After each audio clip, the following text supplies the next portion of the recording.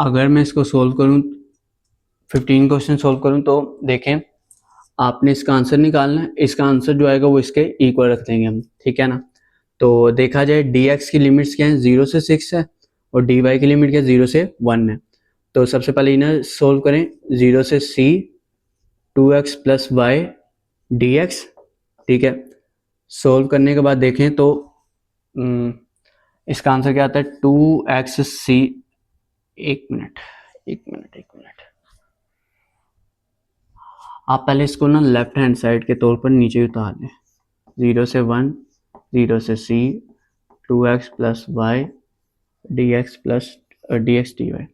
Inner most solve करें, 0 से c 2x plus y dx, ठीक है। इसको देखें 2x के लिए मैंने आपको 2x से काफ़ी दफ़ा बता दिया, एक्स स्क्वायर आएगा प्लस y एक कांस्टेंट है, कांस्टेंट के लिहाज से वेरिएबल क्या होता है, कांस्टेंट मल्टीप्लाई वेरिएबल, इसकी इंटीग्रेशन। अब अगर मैं पुट करूं तो इस आंसर आएगा सी स्क्वायर प्लस सी वाई, क्योंकि y की आपकी इंटीग्रेशन मतलब वेरिएबल कांस्टेंट वैसे का वैसे ही, -0 लिखने की ज़रूरत नहीं है क्योंकि ये इधर भी 0 इधर भी 0, तो ये आपका आंसर है। इसी को पुट कर दें इसके अंदर, मतलब अपनी दूसरी इंटीग्रेशन 0 से 1 D Y C square plus C Y, ठीक है, ये आपका आंसर। अब इसकी देखें सी स्क्वायर है, कांस्टेंट के साथ वेरिएबल मल्टीप्लाई, तो इधर ये ऐसे मल्टीप्लाई हो जाएगा, प्लस सी कांस्टेंट है, बाय की इंटीग्रेशन क्या होगी, वाई स्क्वायर ओवर 2, ठीक है, 0 से 1। अब 0 से तो इन दोनों का 0 आ जाएगा, लेकिन 1 निकलेगा, 1 के साथ सी स्क्वायर प्लस सी बाय 1/2, मतलब कि सी ओवर 2 आ जाएगा आपका आंसर, ठीक है। उसके बाद -0 लिखने की ज़रूरत नहीं है, ये आपका आंसर आ गया, आपका मेन आंसर ये। अब यही आंसर आपके इसके इक्वल रखा जाएगा, मतलब कि आपकी लेफ्ट हैंड साइड का आंसर क्या है, C square plus C over 2। अब आपने क्या कहना है, as left hand side is equal to right hand side, left hand side का आंसर है C square C over 2 plus sorry is equal to 3, जो कि ये राइट हैंड साइड है। ये इधर multiply 2c square plus C over 2 is equal to 3, 2c square plus C is equal to 6, 2c square plus C minus 6 is equal to 0, 6 to the 12, 12 को minus करेंगे तो क्या आना चाहिए, 6 आना चाहिए, 1 आना चाहिए। तो 4 मल्टीप्लाई 3 12, तो 4 को अगर मैं माइनस करूंगा तो 1 ही आएगा। तो 2c square plus 4c minus 3c minus 6 is equal to 0, ठीक है, ये भी और ये फिर कर लें, तो इधर से 2c कॉमन आ गया, 2c कॉमन लेंगे तो c प्लस 2 बचेगा, माइनस इधर भी 2 प्लस c प्लस 2 बचेगा इज इक्वल टू 0। अब इसको इधर मिला दें, 2c माइनस 3 और c प्लस 2, तो अगर मैं इसको 0 के इक्वल रखता हूँ तो आंसर क्या आ जाता है, 3 ओवर 2 और -2। ये आपके c के 2 आंसर हैं, c के कितने आंसर हैं, 2 आंसर हैं। तो इसको देख लीजिएगा, सोल्व मैंने कर दिए।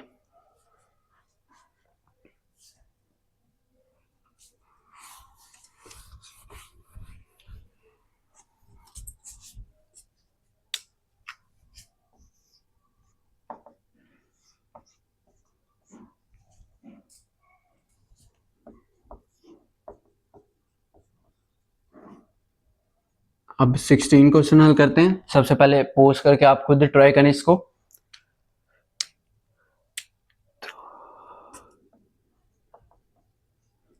सबसे पहले आप इसको पोज करके खुद हल करें, फिर अगर क्वेश्चन सही हो जाता है तो ठीक है, वेल एंड गुड। अगर नहीं ठीक होता तो आप इसको देख लीजिएगा कि आपकी कौन सी गलती आ रही है, ठीक है। तो अब मैं वही करूँगा जैसे मैंने लेफ्ट हैंड साइड पीछे की है।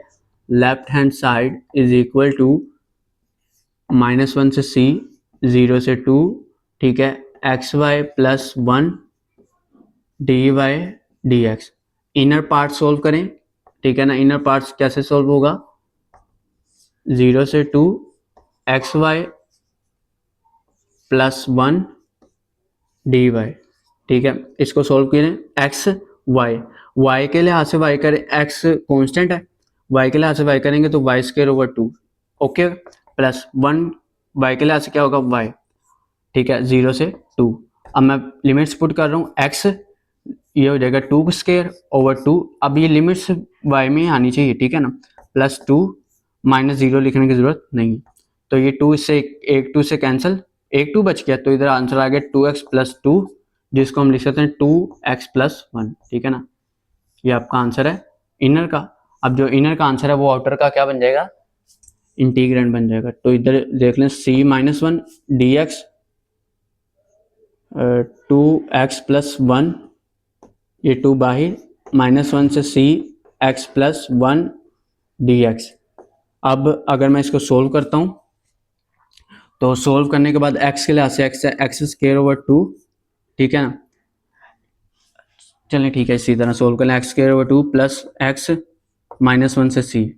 तो अगर मैं इसको सोल्व ये 2 भी मल्टीप्लाई कर दूं तो 2 मल्टीप्लाई करने में x square over 2 plus 2x, ठीक है ना, c से माइनस 1, तो ये 2 से कैंसिल। तो अब मैं लिमिट्स पे पुट कर रहा हूँ, तो इधर आ जाएगा c स्क्वायर प्लस 2x ऐसी 2c माइनस लोअर लिमिट क्या है, माइनस 1 का स्क्वायर क्या होगा 1 माइनस प्लस माइनस 2,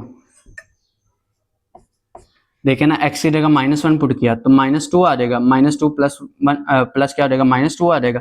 अब क्या कर रहा हूँ, अब मैं ये करूँगा कि c square plus 2c minus, अब इधर आंसर आएगा -1 इधर से -1 आंसर आएगा।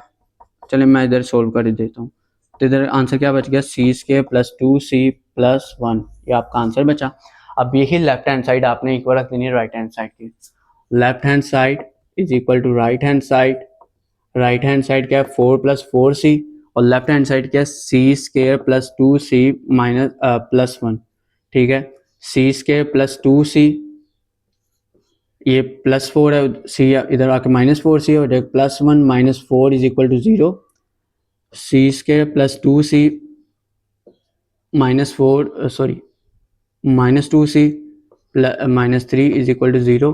तो अगर देखा जाए तो 3 को माइनस करके क्या आना चाहिए, 2 आना चाहिए, तो 3 वन दा 3 माइनस करके यही आ रहा है, c square minus 3c plus 2c minus 3 is equal to, इधर माइनस प्लस 1 आएगा, 2 इज इक्वल टू 0। तो इसको अगर मैं सोल्व करूँ तो इधर आंसर आएगा c minus 3 plus 1 c minus 3 is equal to 0। तो c माइनस 3 और c plus 1 is equal to 0। तो c के दो आंसर आ रहे हैं, एक आंसर आ रहा है 3 और एक आंसर आ रहा है -1। ये आपके दो आंसर आ गए, एक 3 आ गया और एक -1 आ गया। ये आपका क्वेश्चन 16 भी हल हो गया। तो अब हम अगले पार्ट में हम सोल्व करेंगे क्वेश्चन 17, ठीक है ना। अल्लाह हाफिज़।